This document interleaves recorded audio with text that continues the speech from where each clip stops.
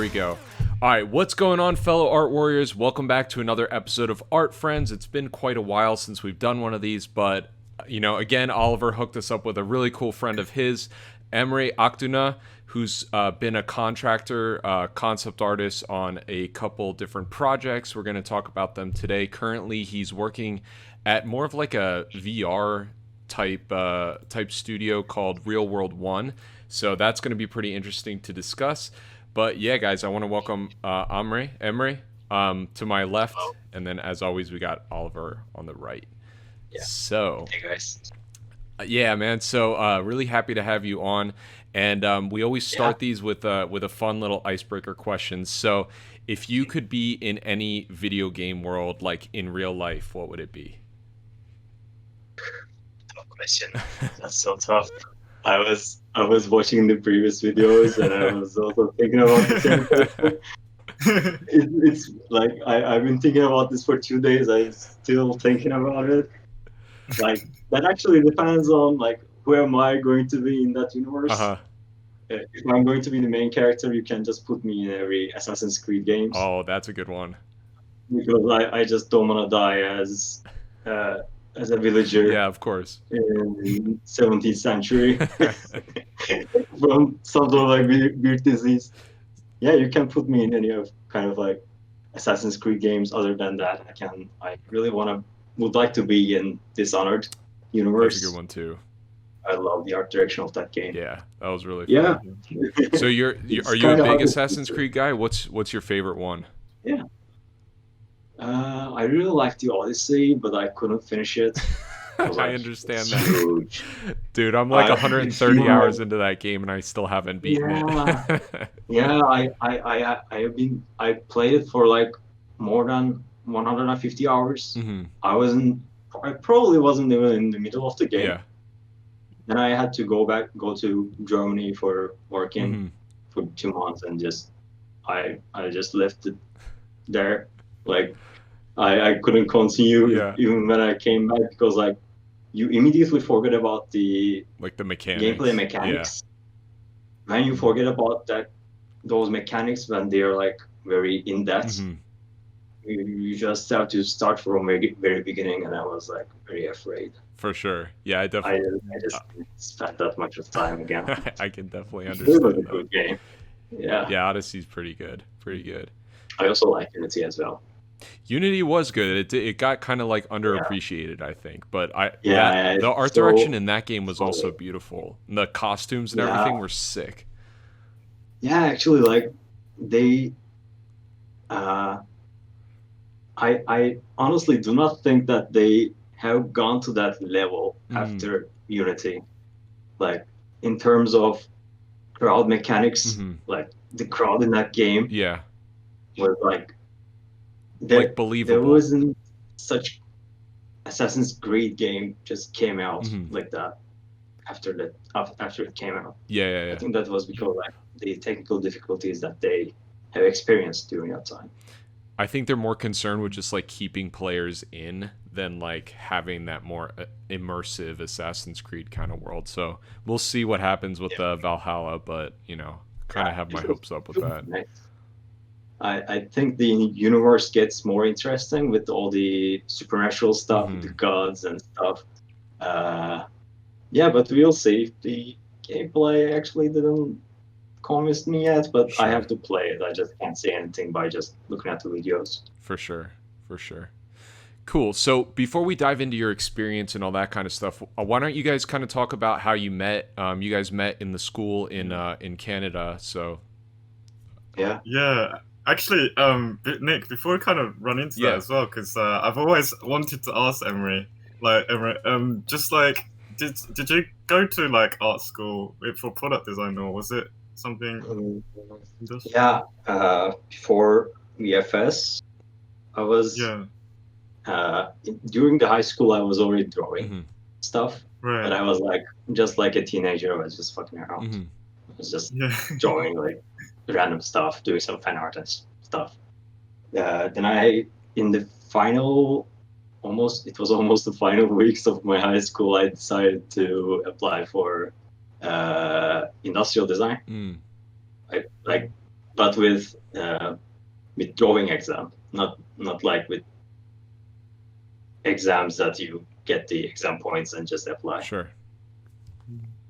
So I entered the exams. I got into Okan University in Istanbul as a visual in the for the visual arts.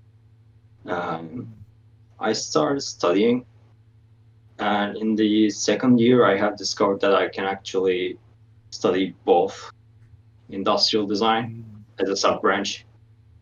So I applied for it because my GPA was GPA was enough for me to apply for a sub branch. So I applied for industrial design. During that time, I discovered the concept art.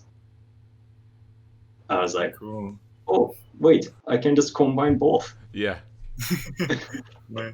I was like doing some speed paintings and stuff, learning painting like more in depth.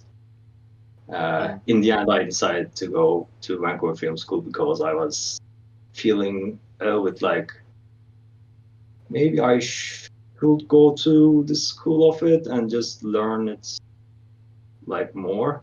And because I was like feeling like there's something that I don't know, Gotcha. and I should just feel it. So I decided to go to Vancouver Film School. Then we met with Oliver. Yeah, no, that's interesting. Because I like, so what would you say like your main drive was? Was it like kind of the video game side or like movies and like kind of that side? I was playing a lot of video games back then. I still do. I think that was my main drive. I was always amazed by the concept art of Star Wars. It should be like no, there is no one on the earth that has never been amazed by the concept art of Star Wars. Actually, so yeah. So when you went to the Vancouver Film School, were you guys doing more film stuff, or was it more just like general entertainment, design, education kind of stuff? It was mostly about the animation. Okay. But what you learn is like drawing good, just painting good. So that also affects the concept art that you're doing for video games or films, because like the techniques are almost the same. And at that point, were you doing any 3D, or was it pretty much only 2D stuff? I had some knowledge in 3D back then. I used to play around with 3ds Max, Fusion 360. I had some experience with 3D Code. Yeah, and I think I also knew some ZBrush, but not like it was very basic. Sure. Yeah. So when you were doing the more industrial design program before, what kind of stuff were they having you design for, I guess? Was it more like architectural interior sort of stuff, or was it like entertainment, like video games and movies and stuff? It was all about sorry, say it again, you kind of cut out. It was mostly about manufacturing stuff. Gotcha. In one of my projects, I had to redesign a torch. One of them was about a machine that makes a jam for you. Those kind of stuff. Mostly the appliances that you can buy to your home, because like they are pretty small, and you can easily think about how it could be manufactured. And how you can fit this stuff inside the design, inside the outer shell of the design that you are making. It's easier to think. It's not like a car or a yacht. Or a yacht. even though in the end of the year they ask you to design a yacht. Oh wow. Yeah, it's all a lot of business. Like, even though they ask you to design the yacht in your final year, not all of them could have been made in real life. Yeah. It's like, because like it has a lot of stuff. Like, you have to think about the size of the engine that you're putting inside the yacht, or like you have to think about like every dimension inside. It's not like I something could be imagine, done by just one person. yeah, of course. Yeah, like in a real world experience, the industrial designer would probably be working more closely with the engineer to make sure that all that stuff like fits and would actually be functional. Yeah, almost they're almost working in the same office. Yeah. Not like in the different departments. Yeah, of course. Yeah. That's really interesting because it's kind of like as you know, video game and movie concept artists, we kind of have to like make pretend like stuff will work all the time, right? Yeah. Like you have to get it to that point where it's just believable enough that nobody will question like how the ship flies, or you know, how the robotic arm works or whatever, you know. Yeah. So have you oh, go ahead. No, you can just go ahead. I was just gonna say, so like, has that experience really early on of kind of like actually designing for products that could potentially work, transferred over to your like video game kind of design stuff that you're currently doing? Mostly. Like, especially if you're designing a hard surface design, like a mech or something that could be used by the main character, especially if the main character is in the third person video game. You just have to think about like how the guy actually holds the weapon, all the ergonomical stuff, but not like as if you're designing for a real human being. Sure. You can just ignore some stuff. Yeah. 'Cause like if you think like that detailed, the process will never end. Because like for a random prop, you just have almost a day sometimes to design it. That makes sense. So so you guys went to school together, and that was like a shorter, was that like a year or two, right, that you went to the film school? It was a year of education. I stayed there for 1.5 years. Okay. Yeah. After grad, I stayed there for 5 months to look for a job. Didn't work out. So yeah, that's what I wanted to ask next. Did you go back into schooling after that, or was it just kind of a trajectory to get some freelance gigs, or how did that kind of work out? Yeah. While I was there, I started looking for in-house jobs. I couldn't get it because like there were some regulations about like hiring people outside Canada. You go to a career fair, they ask you do you show your portfolio? They say like, oh, it's great. Do you have a work permit? Oh, gotcha. Yeah. And you cry and just leave. Oh man, that's such a bummer. Yeah. Like I entered those kind of career fairs for, I don't know, God knows, like 10 times there. In the end, I had this thick skin outside me. Like whenever they said like, "Do you have a work permit?" I just like, no. Okay, I'm leaving. After I left Canada, when I came back, I already decided to work as a freelancer because that's the way to work in the video game and the movie industry, and they're in general in US or Europe. In Turkey, we're slowly beginning to do that.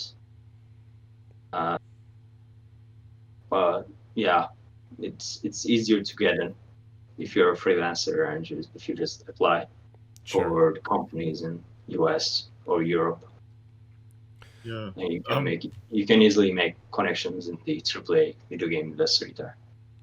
Yeah, Nick, I just wanted to cut in a bit as well. Mhm. But Emery, like, because obviously, like, English wasn't your first language. Because Yeah. did you kind of, because communication-wise, was that kind of a difficult kind of struggle, like in both like schooling and like, yeah, it's always difficult.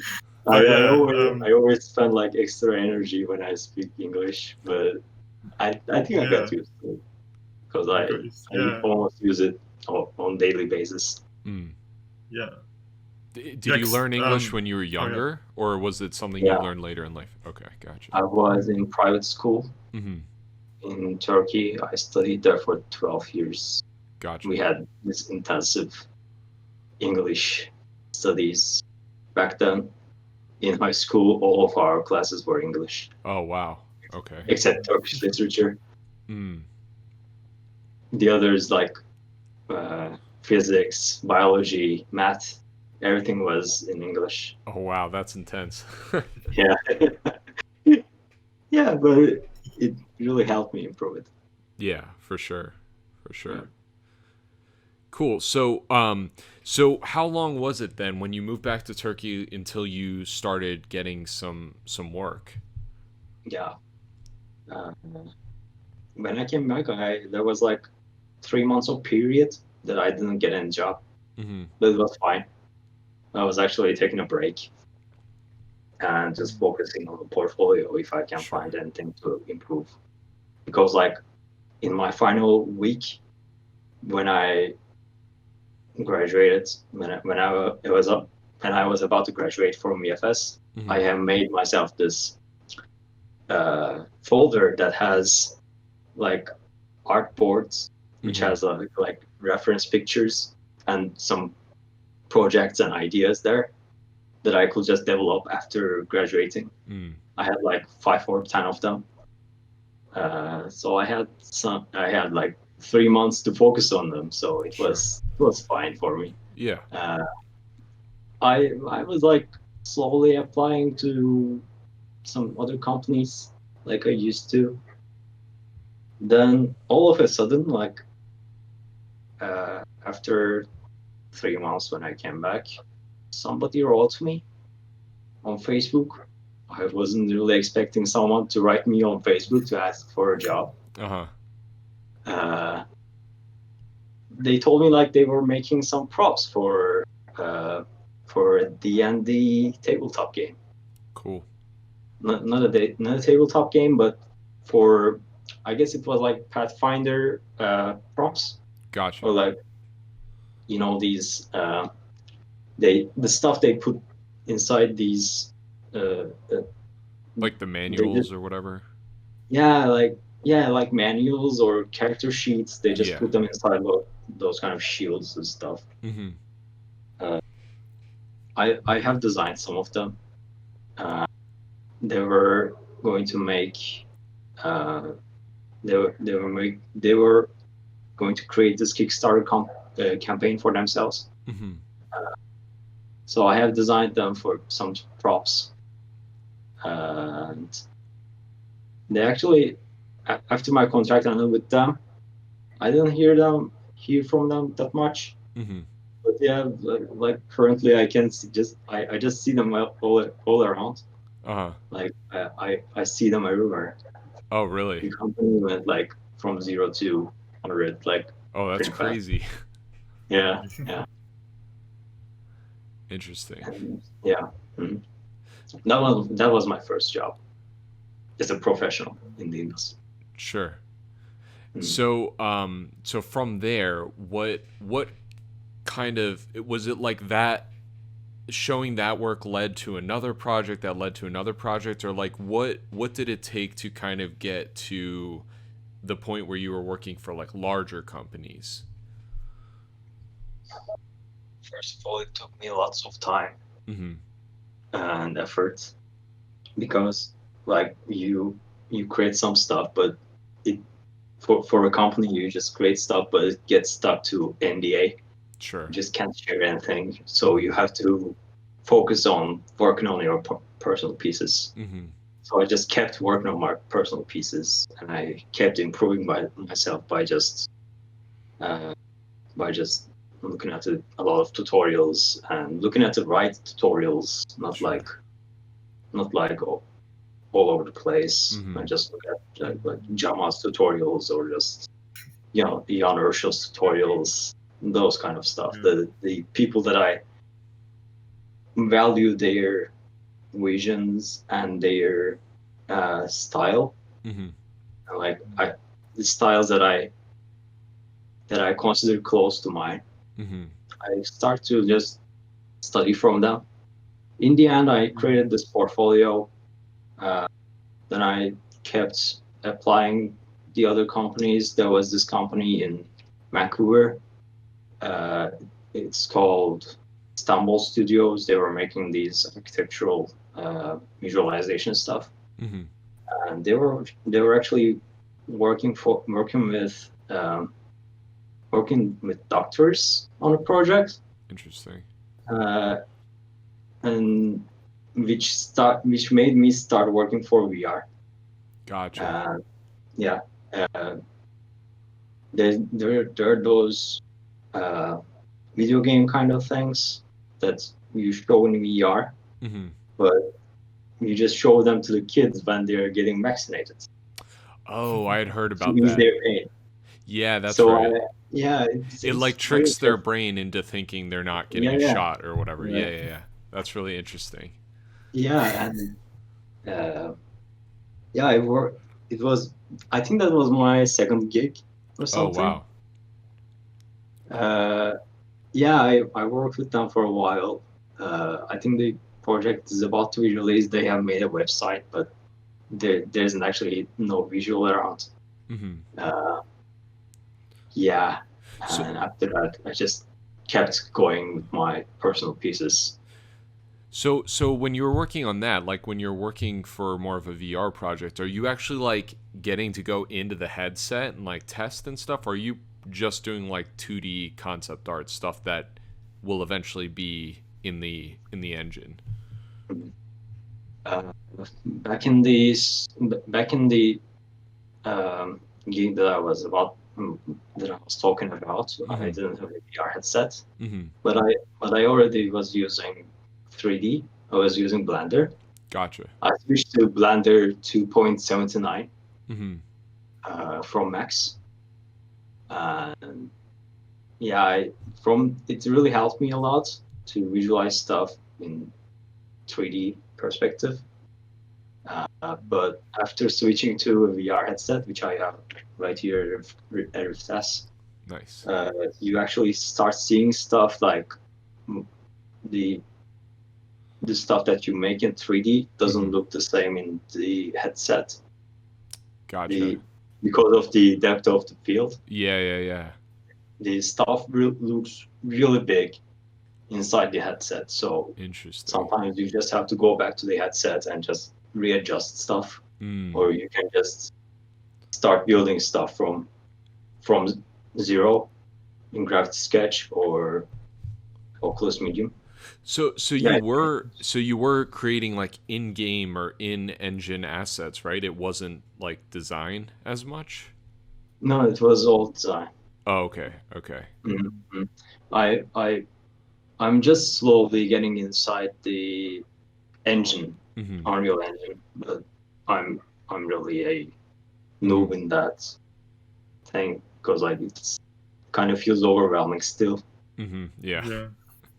So much. Yeah, because I still kind of try to find a way to incorporate that inside my workflow, Mm-hmm.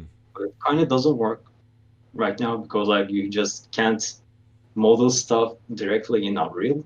Yeah. You just have to design stuff. You just have And to then build bring it stuff in. in Blender and just bring it in. And it just takes a lot of time Yeah. because you already have EV or cycles in Blender, and it's way faster to visualize Mm-hmm. your designs. Interesting. Yeah. So cool. So from there, we were just talking before we started about working for Valkyrie Entertainment. Are you allowed to talk about the project you were working on with them? I actually all the maybe not all but the two main projects that I worked with them has been released, Awesome. so I can easily talk about them. Cool. Yeah. Which one should I start with? Either, man. I'm not quite sure what you did Okay. there. So. So Andrew Klein was he was the producer in there. Okay. He was the first guy I have contacted with. Okay. I actually sent them a uh, call Yeah.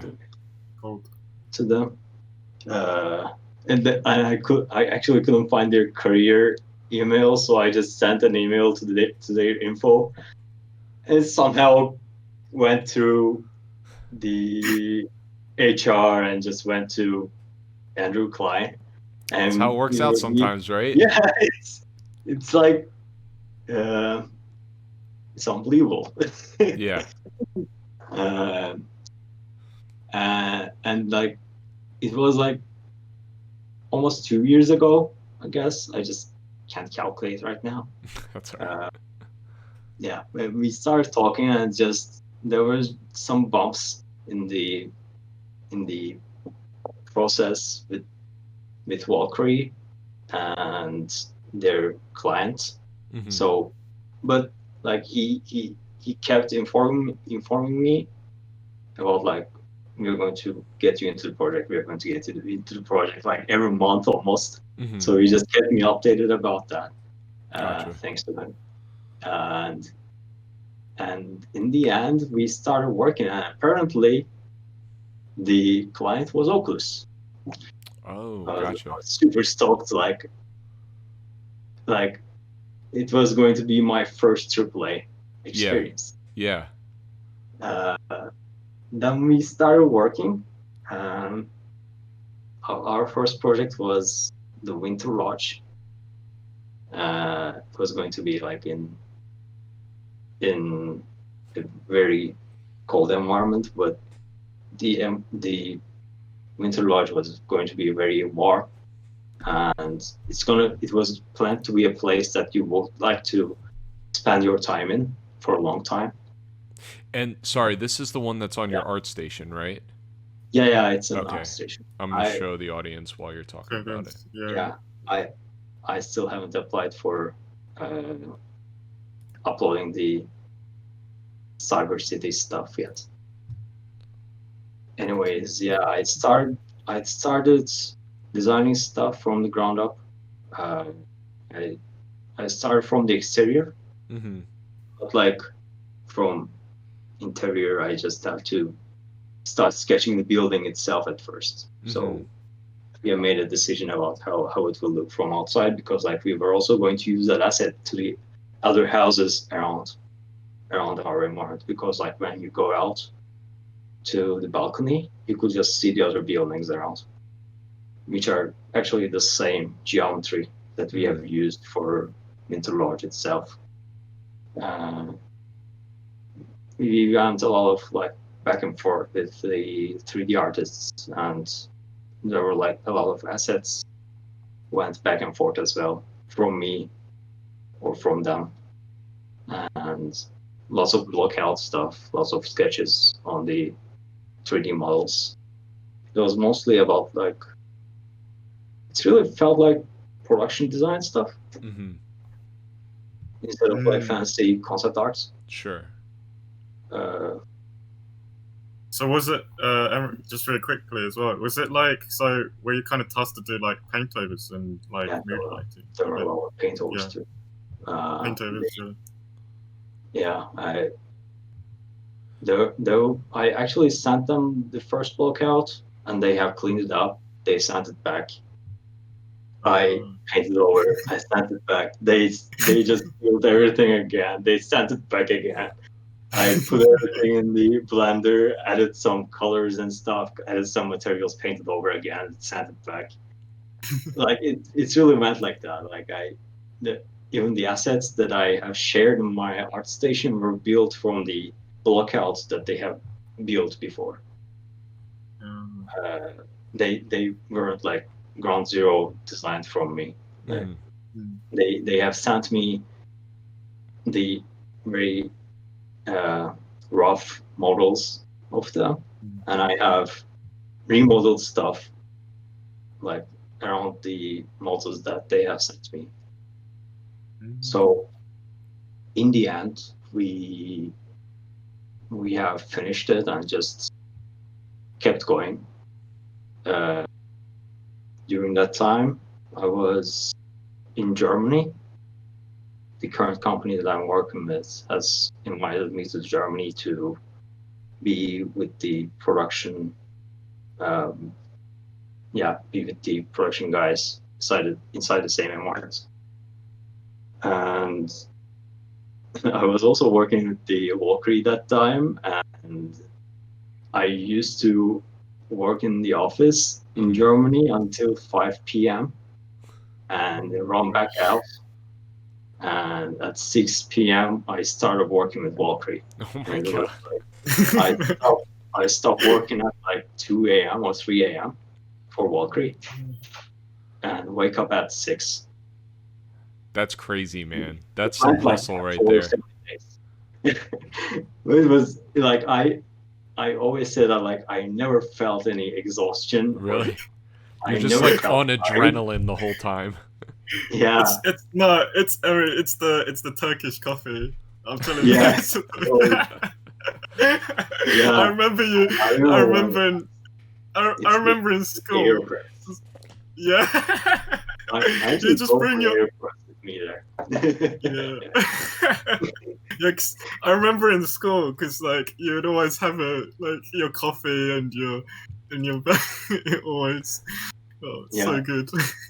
Yeah, I used to take my friends with me to the kitchen and make some coffee with them. I feel like I needed that. I should have had some of that stuff. I regret not having some of that stuff. Yeah. Coffee talks or something else. Yeah. So talking with friends while making coffee is the best. Yeah. So I just wanted to get a little clarification. So this project that you worked, you did the Oculus project. Was it more of like a tech demo kind of thing, or was it part of a larger game? Like what was the end result of this project? There are hubs in Oculus. They're called home. Okay. So in these hubs, like once you enter VR, you can just download the home that was created by someone else. Got it. And this was of course like one of the official ones. Mm-hmm. Yeah. I see. That's awesome. Yeah, and after this finished, we have started working for the Cyber City. Okay. And so is that the second project you were talking about that you worked? Gotcha. It's the second project with Oculus and Valkyrie. Yeah. And the environment was already made, but I had to just clean it up and just create some props, make the exterior view of the city. Had lots of iterations as well, which almost felt like as big as the Winter Lodge project in terms of the amount of time that we have spent while working on it. And it's been just released actually, and seeing the positive reviews on the internet just makes you very happy about it. Dude, for sure. That's awesome. Yeah, I just keep going to the Reddit subreddit and just read the reviews. That's awesome. That's a good feeling. Great. Yeah. Nice. Cool. So, okay, so your contract, you said your contract with them ended in December, right? Yeah, but we are still talking. You're still talking, okay. So you'll see what will happen in the future. Gotcha. So now though, working on two things. You're working on is it more full time that you're working for this this other VR company? Yeah, Okay. I'm working as a remote artist there, concept Okay. artist, Gotcha. like from 10 a.m. to 7 p.m. like every day. Gotcha. Gotcha. I'll show this one to the audience as well, just so that they can see. So this is Real World One.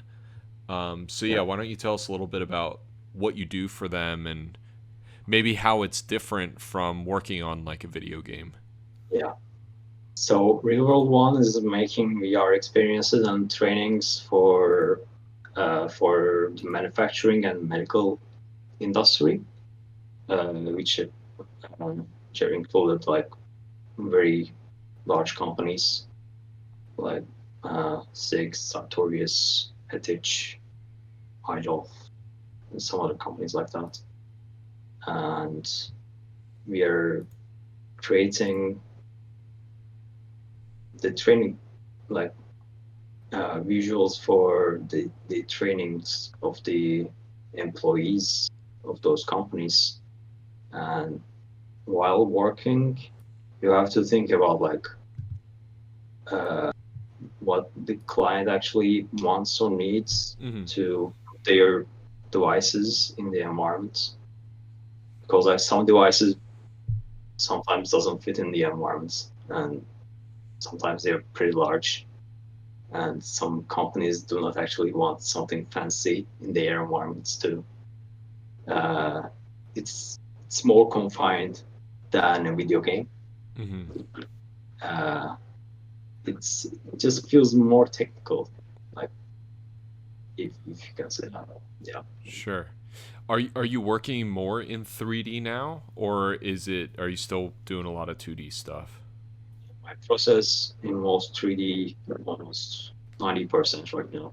Gotcha. Wow. Before that, it was like on the other jobs that I work with in the video game, Mm-hmm. especially, it kind of lowers back to 70% sometimes Mm. because I have to do a lot of like paint overs Yeah. and like very quick ideations. But in this one, that actually also depends on the uh, client. If they want something polished, you just have to send them the 3D model, 3D render instead of like painted over stuff. Gotcha. Uh, Gotcha. yeah. This one involves a lot of 3D, mostly Interesting. Blender. So yeah, we were talking about this a little bit before the stream as well. How interesting it is that if you kind of have some of these like foundational skills, like obviously you gotta get somewhat good in all of them, but there's so much diversity being a concept artist and the different types of jobs you can do. I think a lot of people like really only think of like either video games or movies, but there's there's there's so many different career paths that need this sort of work. I know this is a little bit different, but I also have a friend who is a video game developer, but he also works in the medical space. He's more of a programmer, but they hire on artists as well, and they make more like rehabilitation type video games to help people with like eyesight or like physical therapy kind of stuff. So especially in the medical space, like there's a lot of different possibilities for people. So I think especially someone that's like coming out of school, they should kind of keep their eyes open and be a little bit more open in general to looking outside the box, I guess, because I think we're all kind of told that like, oh, you have to work in video games if you want to make it, sort of thing, or if you want to have any sort of income, and that's not necessarily true. So Yeah.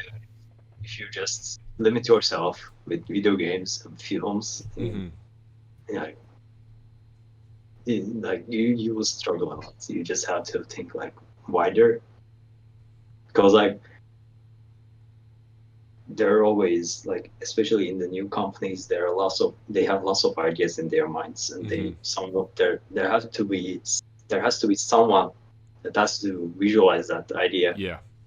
and like especially in these days, when there is a lot of gamification involved Mm-hmm.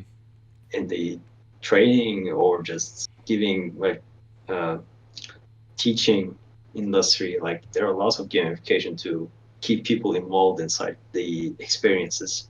Mm-hmm. So in order to build on top of that gamification ideas, there just have to be a core developer group which involves 3D artists to concept artists to programmers, and like all those like departments Mm-hmm. always like almost they are they always have the same language Yeah. to understand each other, so they can just if you just grab a developer group from real world one and just put them inside like EA or somewhere else, they Mm-hmm. can still work because Yeah. like they speak in the same language, Yeah. and like that's why you shouldn't like limit yourself with video games or film industry or just I don't know some other like uh, interactive uh, interactive softwares or stuff. Like there are like lots of things around. Yeah. You just have to just open your mind a little bit and just search for it. I think like there's a wide world out there. Yeah, I think it's maybe a little bit harder to possibly look for jobs like that, but they're definitely out there. So how did you find out about Real World One? Were you just kind of searching online, or did you get a connection of some sorts? This was pretty much I found it in a very random website. Can you call Indeed a random website? I think I can call it a random job searching website. What website? It's called Indeed. Oh, Indeed. Yeah, I mean, Yeah, it's something that artists wouldn't normally think of looking on for jobs, right? you at least like the worst possibility is searching for the job in LinkedIn, Hmm. but like there are other websites to Yeah, yeah, yeah. search for a job. That And was one of those times. Yeah, sorry. oh, really quick, where are they located? They're located in Germany, Freiburg right now. Okay. Yeah. In uh, uh, I forgot the region, but anyways, they're in I think they're a Freiburg right now. German company. Yeah. Before that, Interesting. they were in Staufen. Okay. It's a pretty nice it's a pretty nice area actually in Germany. Like uh, you're pretty close to the Black Forest, Hmm. and it just feels very nice there. Yeah. Nice. Yeah. Anyway, I think I that's the got other thing too, is just like not limiting where you're searching for work, because I think a lot of artists also have this sort of expectation, kind of like it sounds like you did, where you get out of school and you're like, oh, I have to work in house or else I'm not going to be able to make a salary, you know.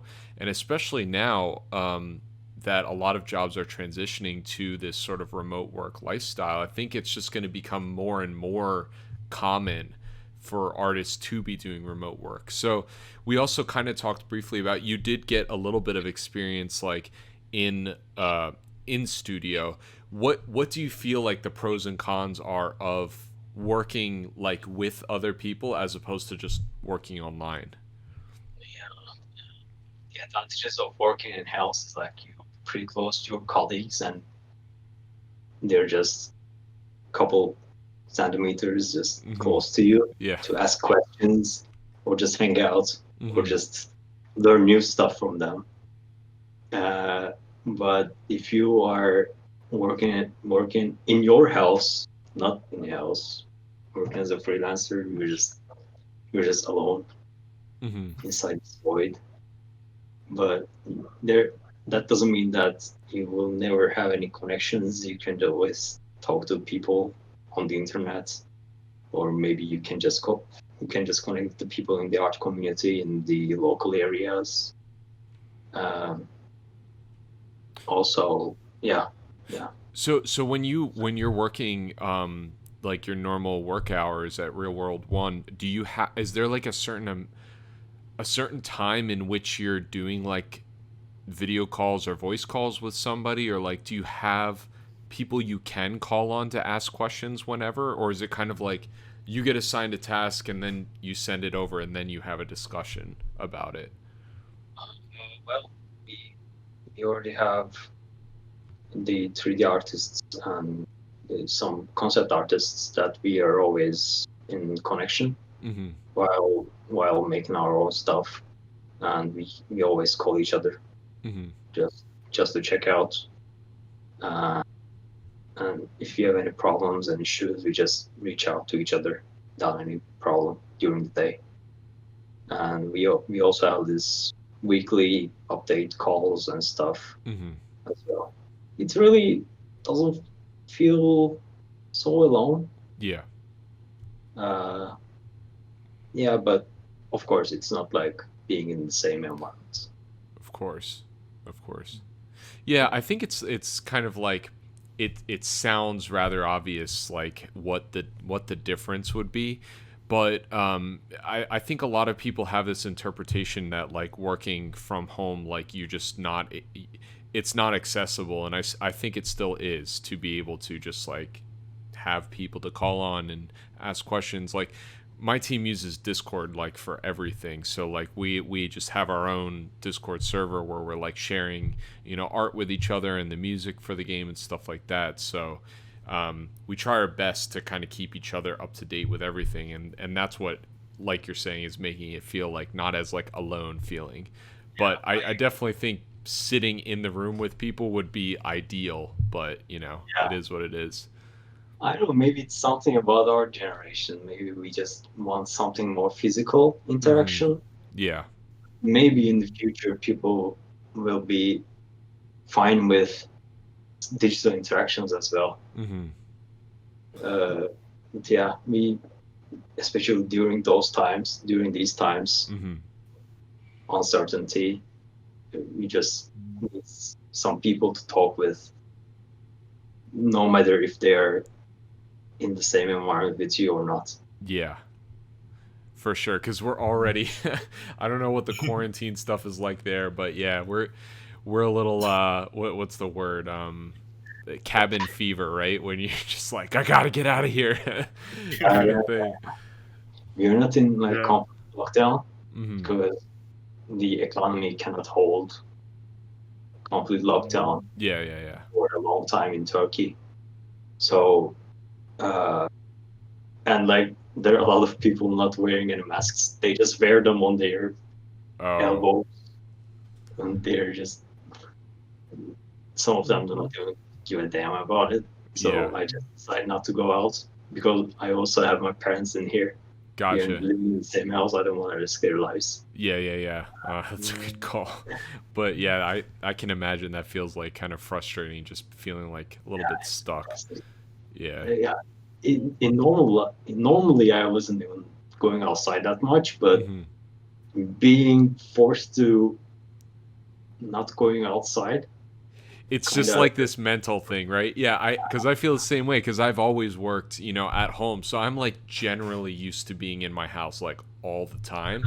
But I mean, things are a little bit better here now. Like it's not as bad being able to just like go do something, but it for a while it was that kind of like, oh my god, man, I really need to like leave the house. I've sat in my chair for like 5 days straight kind of thing.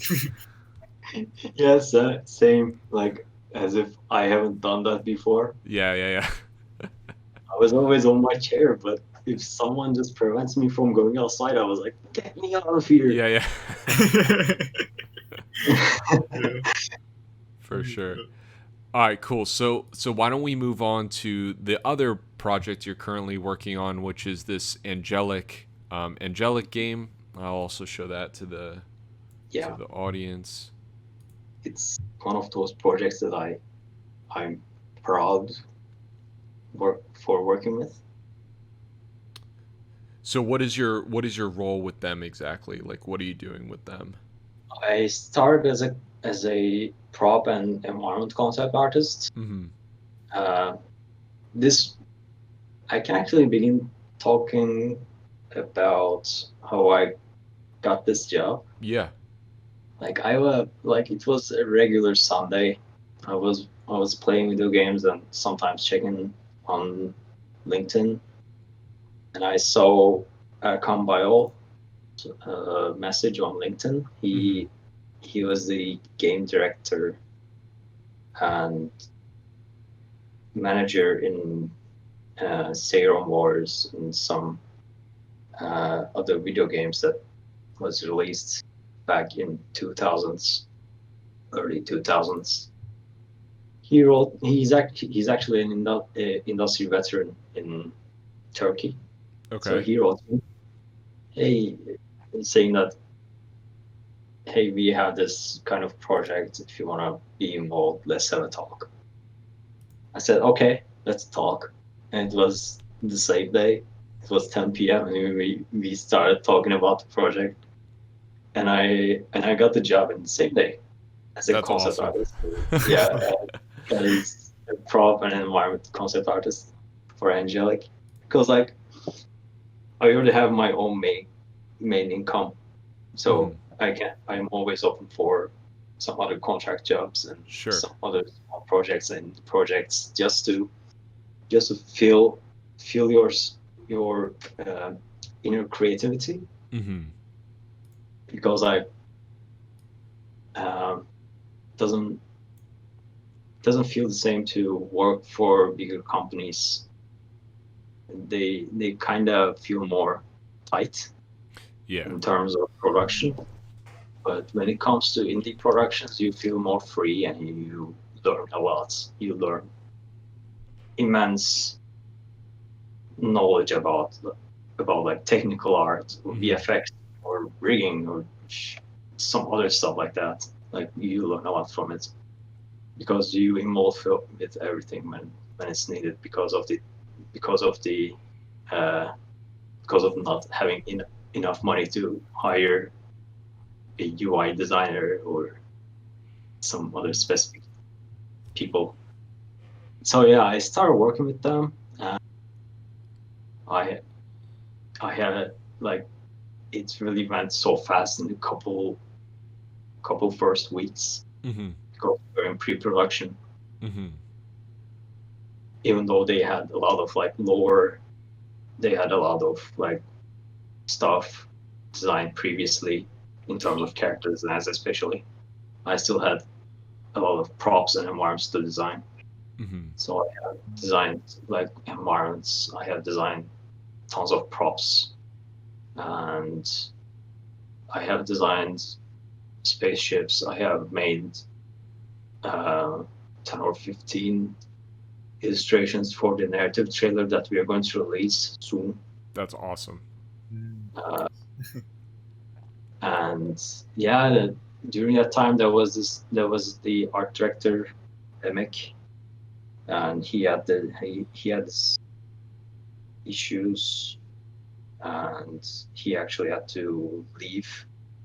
So they have put me in the position of the art director, but not like an art director completely. I was helping with the visual development team and making decisions about the designs. Oh wow! Like, cool. If a character designer sends us their concepts, I was also involved in making the final decisions.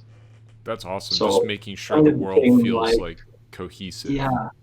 Yeah, it kind of became like an art director position, but I'm making decisions with the manager himself. That's awesome.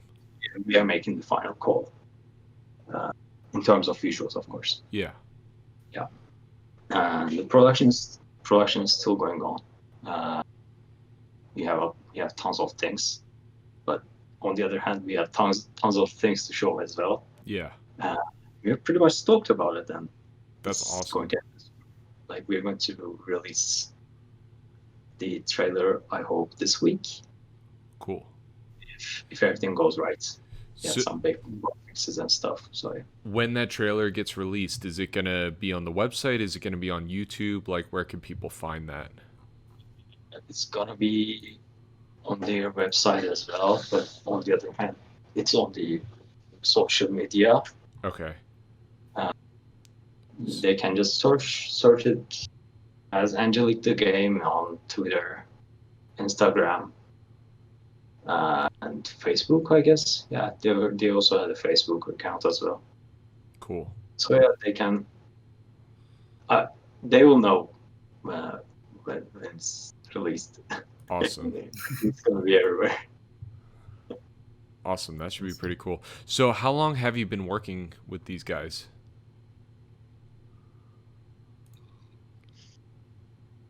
It was before the beginning of summer. Okay. It's like As 4 far or as I 5 remember. months, something like Yeah, that. it's been 4 or 5 months. Gotcha. Yeah. Hmm. Nice. That's Yeah, awesome. it's great. Like, and being able to have more control in your designs and seeing them to going to the final stage, Mm-hmm. it just feels amazing, very fulfilling. Yeah.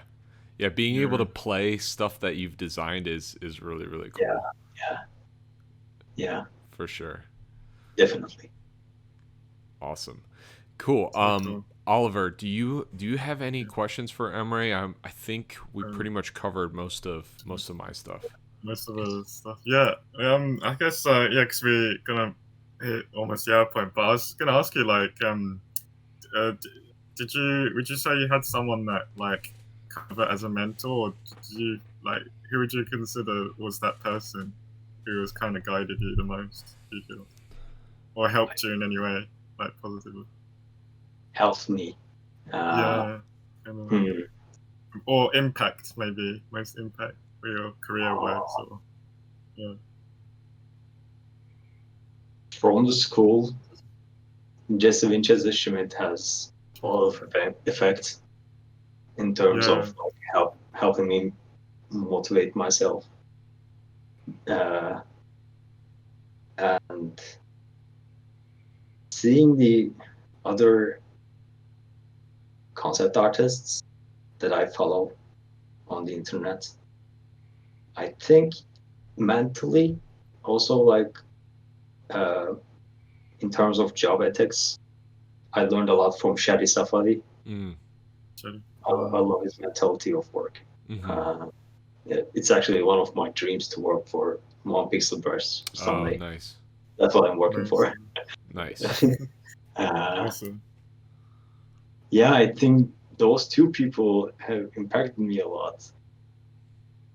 Cool. They had a lot of effect on my career.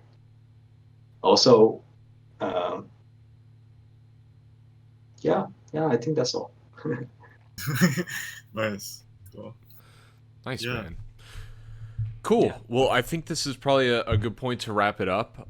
Thank you so much, Emre, for joining us and talking a little bit about your experience. It's really cool to like I said before, kind of see the versatility that a concept artist can have, and it's cool that you've worked on a bunch of interesting projects and you're like really happy to be sharing this. Let me share the link again. Angelic the Game. So check out angelicthegame.com, search them on social media so you can catch that that trailer that's coming out soon. So yeah, cool guys. Well, thank you everybody for joining us, and we'll catch you next time. See you guys. See ya.